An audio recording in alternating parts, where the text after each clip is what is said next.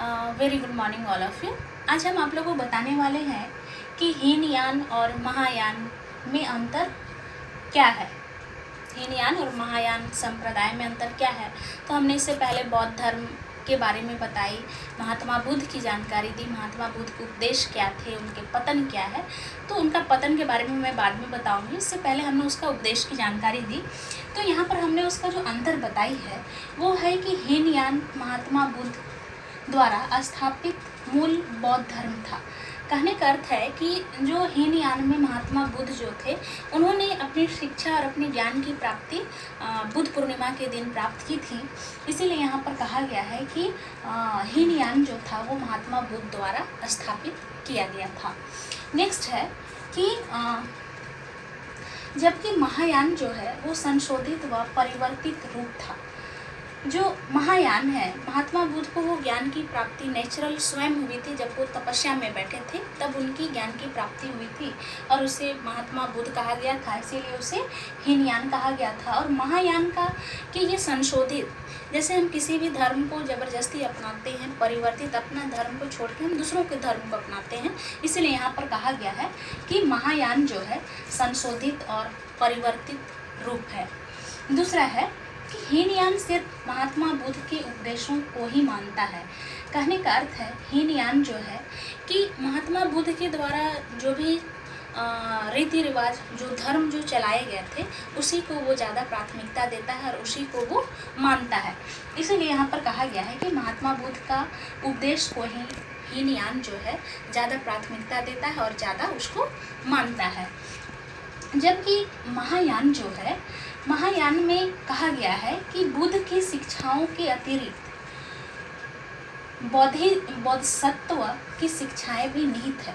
यहाँ पर कहा जा रहा है कि महायान में जो बुद्ध की जो शिक्षा थी वो अतिरिक्त बोधिसत्व की शिक्षा को भी निहित किया गया है। तो यहाँ पर जो हमने बताया कि महायान में, हीनयान में महात्मा बुद्ध को प्राथमिकता दिया गया है और महायान में महायान संप्रदाय में कहा गया है कि बोधिसत्व मतलब उसके अलावा भी और कुछ जो धर्में थी उसको भी यहाँ पर प्राथमिकता दिया गया है।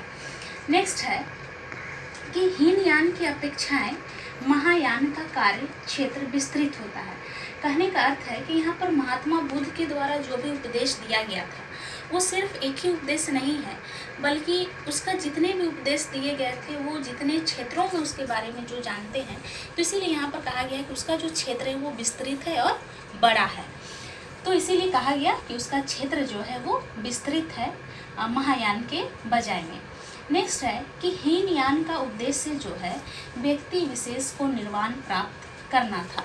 कहने का अर्थ है यहाँ पर कि हीनयान जो था उसका उद्देश्य था कि व्यक्ति को सही मार्ग पर ले जाना। उसका अगर दुख है तो दुख का कारण क्या है और दुख का कारण का निवारण क्या है, तो व्यक्ति के लिए सम्यक वाणी, सम्यक ज्ञान और सम्यक व्यायाम के तहत ही हम व्यक्ति को आगे पार कर सकते हैं। इसीलिए यहाँ पर कहा गया है कि निर्वाण मार्ग में ये भी हमने बताई थी कि वहाँ पर सबसे ज़्यादा शक्ति को प्राथमिकता दिया गया था, विश्वास को ज़्यादा प्राथमिकता दिया गया था। तो यहाँ पर उसका जो उद्देश्य है वो है कि उसको विशेष निर्वाण प्राप्त करना था। नेक्स्ट है कि हीनयान एक दार्शनिक सिद्धांत है। कहने का अर्थ है यहाँ पर कि महात्मा बुद्ध जो थे वो एक भगवान थे और एक दार्शनिक थे। वो जो कहते थे वो हो जाता था, क्योंकि उन्होंने ज्ञान की प्राप्ति की थी घोर तपस्या के बाद। तो इसीलिए उसको यहाँ पर कहा गया है कि हीनयान जो है वो एक दार्शनिक सिद्धांत है। नेक्स्ट है जबकि महायान एक धर्म है, और यहाँ पर हमने इससे पहले बताई थी कि महायान एक धर्म है, क्योंकि महायान के द्वारा ही लोग अपने धर्म को छोड़ के वो दूसरे धर्मों को भी अपना सकता है। तो इसीलिए यहाँ पर कहा गया है कि महायान जो है एक धर्म है। नेक्स्ट है कि हीनयान में महात्मा बुद्ध को एक महापुरुष तथा महायान देवता का प्रतिरूप समझा जाता है।